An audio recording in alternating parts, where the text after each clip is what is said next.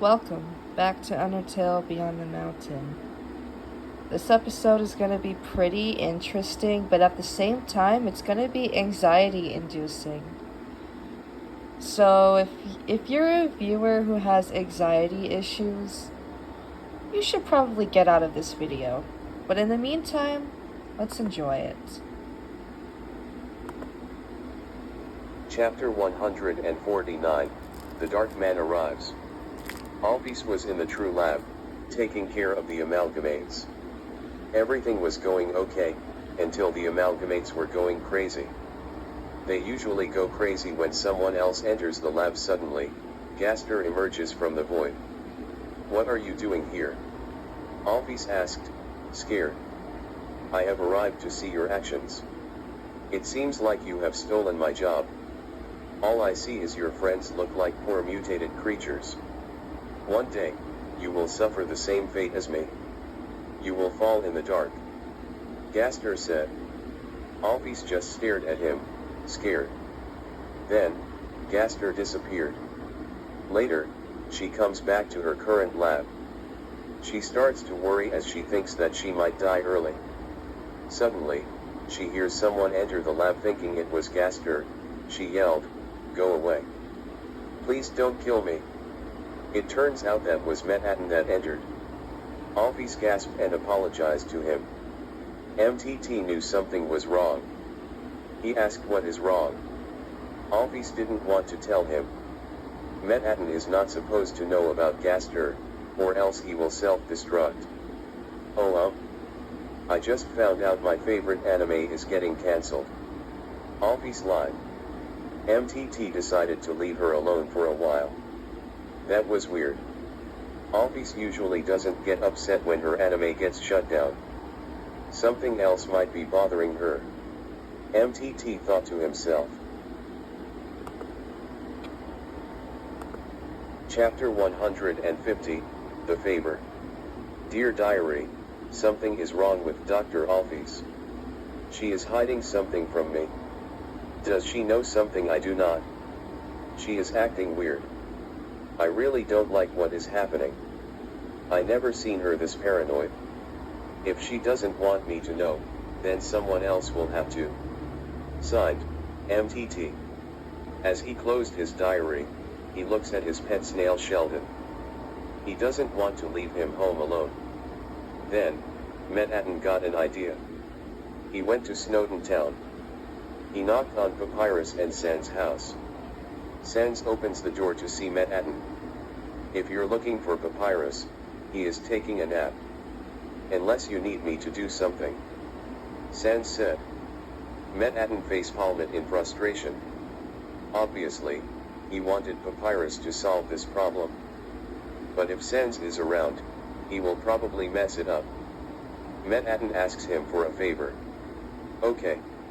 As long as you do a favor for me," Sans said. Mettaton promised he will do his favor as long he will do his. "State your issue," Sans said. MTT tells him to check on Alphys to see if she is okay. "A favor now for a favor later," Sans said. And he went away to Hotland. Mettaton and his snail Sheldon looked at each other. They're both worried that he might mess up. They both went to the house and upstairs to Papyrus' room. They see him sleeping in his car-shaped bed. Mettaton wanted to give him company, so he stayed. Chapter 151, Father of the Void. As Sans walked through Waterfall, his phone rang. It was Alphys. "Sans. Please come to the lab. I have some bad news," she said. "Don't worry, Doc. I'm on my way," he said. Sans hung up and went to Hotland. As he went to the lab, Alphys was waiting for him. "Sans. I just found out your father is still alive. He is jealous of me. I'm so scared right now. I don't know what to do," Alphys said. "I knew my father has always been crazy. But he has never took it this far," Sans said. They both go to the elevator that leads to the True Lab. Once they got there, Gaster emerged. Son? Is that you? I'm happy you brought the replacement to me. One day, the replacement known as Dr. Alphys will die like how I did. Sooner or later, you and your brother will find your fates. All of us will get out of the mountain together if we ever get the chance. Until then, we must cover the underground in darkness. Alphys, join us. Gaster said. Alphys covered her face in fear. Leave her alone. We will never do any crazy thing you do. The underground is already covered in enough chaos as it is.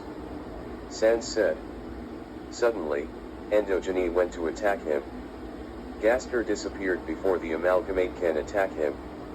Tears formed in Sans' eyes. He honestly can't believe his father is doing this. Sans. Please don't tell Mettaton. Okay. Alphys asked. Sans sadly nods his head. Chapter 152, an anxiety-inducing ending. As Sans walked back to his house, he was thinking strange things. He did say that he want Mettaton to do a favor for him back. He decided to delay that until tomorrow. He walks in to see Papyrus and Mettaton sitting on the couch. Papyrus has awakened from his nap. Mettaton sees Sans enter the home. He remembered his promise. So what is wrong with Alphys? He asked. Sans was told not to tell him about Gaster, so he made a lie. You were right. Her favorite anime is cancelled, he lied. Mettaton knows he is lying. Sans. Stop lying. You lie all the time. Mettaton said, angrily. Papyrus sensed a fight was about to happen. He quickly ran back upstairs. As Mettaton lectured him for lying and being his usual self, you are nothing but a sneaky piece of... His sentence was cut off when Mettaton fainted. His batteries has gone dead.